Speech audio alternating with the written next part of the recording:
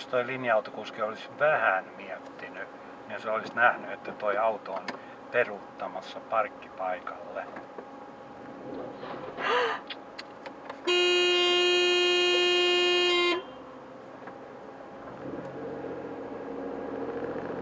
Se ajoi siihen.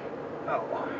Kato, 515 kello on... Ei mitään, kun käydään juttelemassa hänen kanssaan. Joo. Ei. Ja. Niinkö? Toi viime, toi sanoo.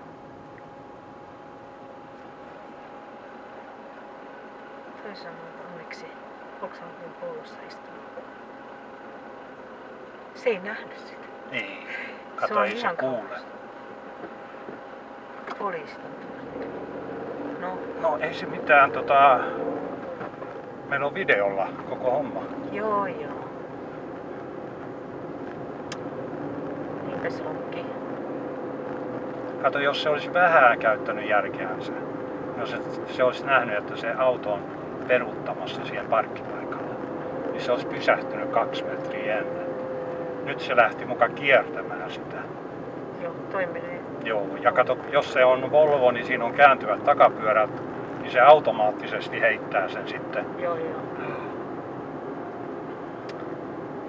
Ajattelin, että siellä olisi ollut sisällä joku siellä. No ei siinä olisi mitenkään käynyt.